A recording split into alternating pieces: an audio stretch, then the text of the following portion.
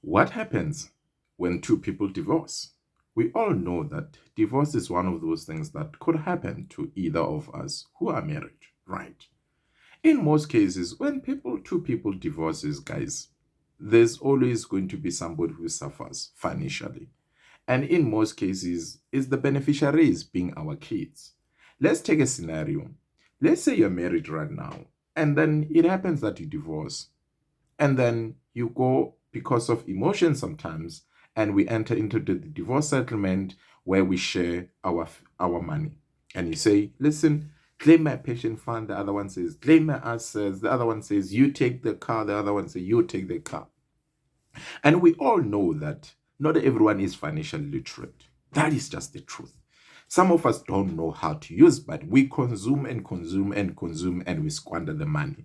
Now, let's take a scenario and say, what happens if in that situation, one partner squandered their money out of emotions, whether with the new girlfriend or the new boyfriend for that matter? Who's going to suffer in all this equation? Most likely, who's going to suffer is the kids, because the reality is that the well-being of the kids as we divide in the money is somehow going to deteriorate. It's just the reality. And then secondly also is that when we pass this on as parents for the kids, the money, it's less inherited. That is just the reality.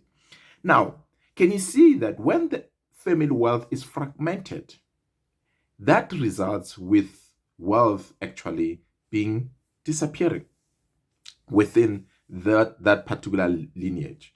So how do we deal with that from estate planning point of view? This is why sometimes trusts are important to prevent such, because had that family wealth being created in a unified manner in a trust, when these two people were divorcing, then that money was not going to be touched because it's not part of that joint estate. Can you see? Now, it means that the kids going forward, they are still going to be enjoying the benefits that comes with the assets that are sitting in the trust. That isn't that great, because even if we're divorced, we don't have to be the trustees of the trust.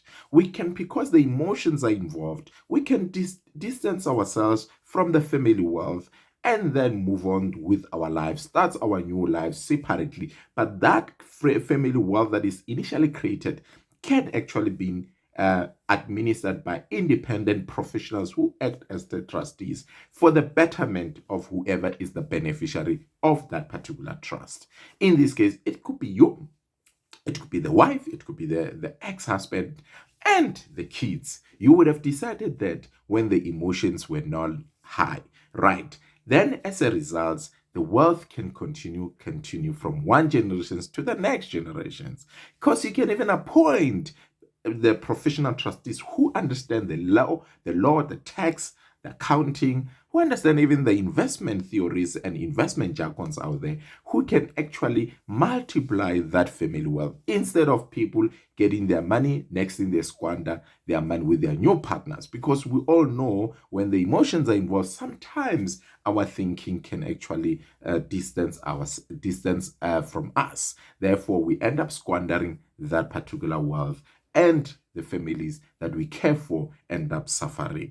Isn't why you should be considering having a trust. Maybe that is the case. You're more than welcome to reach out to me, and then the details are on my profile, and my team and I can sit down with you and go through your estate planning with you. Okay? Good luck.